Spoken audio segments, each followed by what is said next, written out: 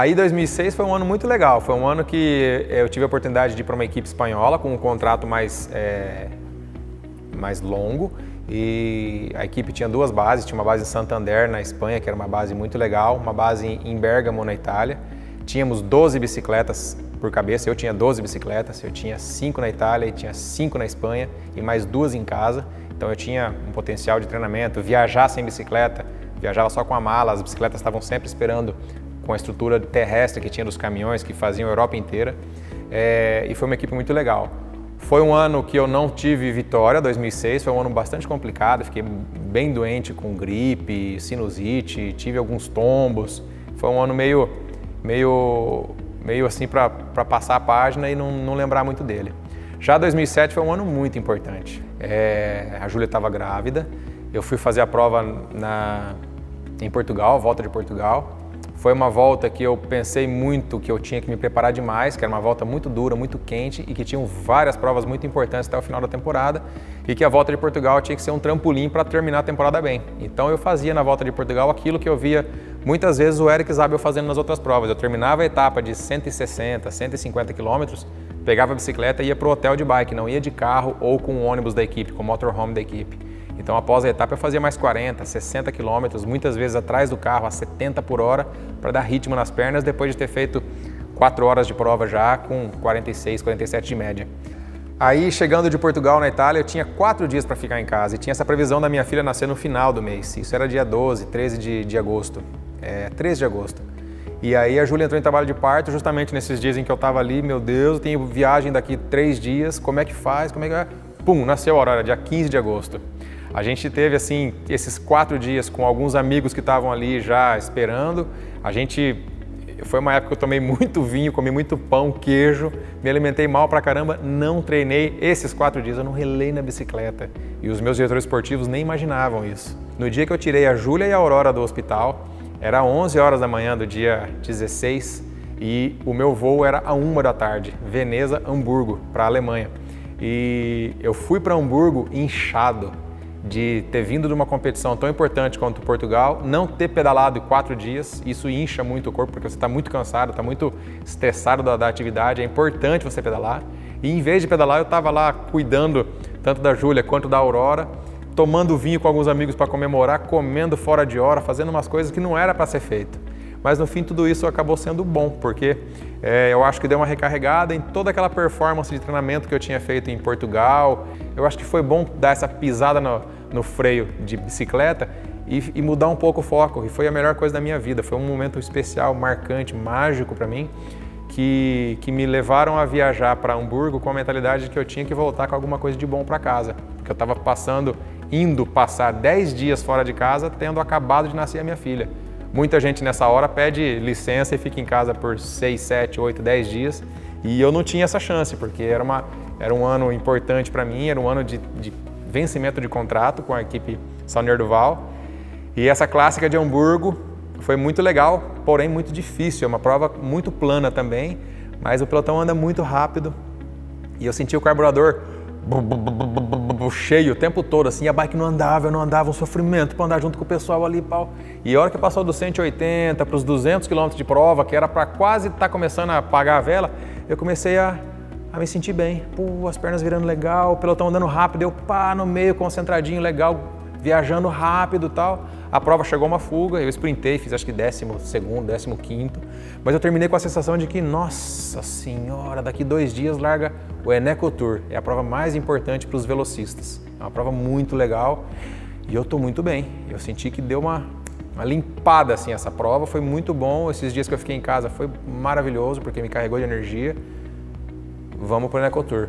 E aí na Eneco Tour tinham várias etapas muito rápidas. A primeira etapa foi uma etapa que escapou minha corrente. Na segunda etapa eu fiquei preso num bolo lá também que eu não consegui passar. E eu fiz um quinto, aí depois eu fiz um outro quinto. E aí veio a tal da 7ª etapa, se eu não me engano. E eu tinha estudado muito, eu tinha visto que eu estava chegando sobrando todo dia, assim, ó. Cavendish ganhando com o braço erguido aqui, eu aqui, e o McEwen, Petacchi, O'Grady, Bonnen.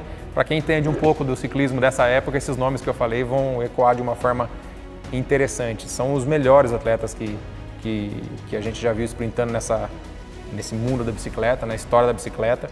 E aí me fez acreditar que eu tinha potencial real para ganhar uma etapa do Pro Tour. E Pro Tour nenhum brasileiro nunca tinha vencido.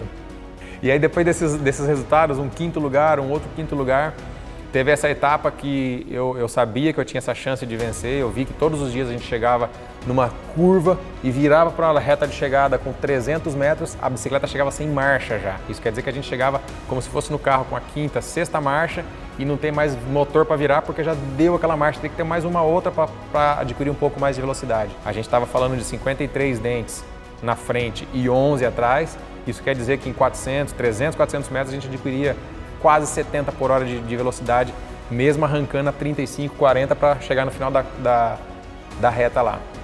E aí eu fui dar uma olhada na etapa do dia seguinte, eu vi que era uma etapa com 2 km de reta. A gente virava uma curvona para a direita assim, chegava em Nieuwegein, na Holanda, e 16 metros de meio-fio, um meio-fio ao outro, os dois lados da estrada, tinham 16 metros. Com 2 km de linha reta, isso quer dizer que o pelotão ia chegar muito rápido. Se em 300, 400 metros dos dias anteriores a gente estava virando e chegando já sem marcha para sprintar, porque era muito rápida a velocidade, ali era necessário colocar uma marcha mais pesada na bicicleta. E aí eu fui nesse meu mecânico no dia anterior e falei, Daniele, eu preciso que amanhã você me coloque os 54 dentes na frente da bicicleta. Ele disse, 54? A etapa amanhã tem 220 km, 54 é muito peso para você levar a etapa inteira. Você vai chegar no final da etapa sem perna para sprintar. E isso é real. Então foi um compromisso muito grande, mas eu sabia disso e eu quis assumir esse compromisso de uma forma que eu pudesse ter mais relação no final da etapa, onde eu tinha mais velocidade para passar daqueles 72, 73 por hora. A gente ia chegar a quase 80 naquele dia, porque era muita reta no final. Um asfalto muito largo faz com que o pelotão tenha um movimento muito grande, esse movimento muito grande de gente passando, faz com que a velocidade vai sempre muito mais alta. E assim foi, quando a gente chegou nessa última curva que virou para a direita, que eu me lembro cada detalhe até hoje, de tanto que eu estudei, de tanto que eu olhei, de tanto que eu foquei nisso e falei, beleza, vou estar de cabeça baixa, a gente vai virar para a direita, virou para a direita, tem 2 km, que daí eu vou ter que pegar o último quilômetro. O último quilômetro, para quem não sabe, tem um arco, esse arco tem uma bandeirinha vermelha triangular, isso simboliza o último quilômetro, então todo mundo sabe que passou aquilo ali e falta 1 quilômetro para a chegada. A hora que passou esse arco do último quilômetro, eu comecei a me basear pelas placas brancas que tem na lateral da estrada, que isso é um padrão, 900, 800, 700, aquele pelotão viajando, eu estava ali na 40ª posição. A hora que passou a placa de 500, eu tinha 7, 8 caras na minha frente, de repente passou os 400, abriu uma brecha na esquerda aqui assim, só que você não tinha um apelo visual do balão, então estava todo mundo muito rápido, porém ainda esperando para dar aquele start do sprint final. Um pouquinho e eu não esperei nada, porque eu sabia que com aquela marcha que eu estava, 54 dentes na frente, para 11 lá atrás, na velocidade que tinha, 400 metros voavam, e se eu não passasse naquele espaço que eu tinha agora para passar, daqui a pouco isso aqui se fechava e eu ficava engarrafado novamente, assim como eu tinha ficado nos dias anteriores. E aí foi isso que vocês veem nesse vídeo aí, que é um dos vídeos que eu mais gosto de ver. A minha filha tem um orgulho muito grande, porque no final eu passo todo mundo pelo buraquinho ali, passei a 2 por hora mais rápido que todo mundo. Quando os caras pensaram em realmente ligar o gás total, eu já estava com o meu ligado, 54 na frente, 11 lá atrás, 80 por hora deu 79,9 na reta. E foi muito legal poder cruzar a linha de chegada, fazendo aquele símbolo eternizado pelo Bebeto. Eu, na hora, foi aquilo que me veio na cabeça, eu cruzei a linha de chegada fazendo assim. E daí naquela curva final que eu dei lá derrapando a bicicleta e voltei, e é pra você a Aurora, foi muito importante pra mim.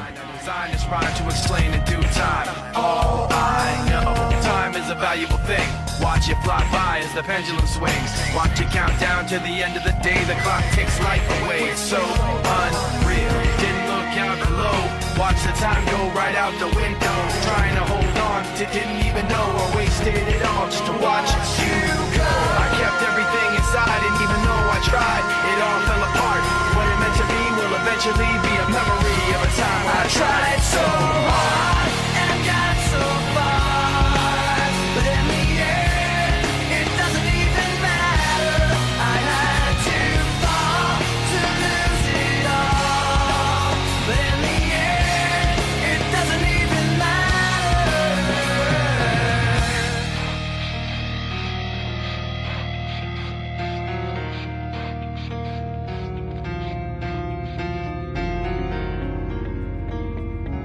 parece que eu fui com esse objetivo de trazer uma alegria e hoje eu tenho o orgulho de falar que foi a prova mais importante que eu venci e foi uma coisa que entrou para a história porque foi o primeiro brasileiro na história a vencer uma prova de um calibre tão gigantesco quanto esse do ciclismo Pro Tour.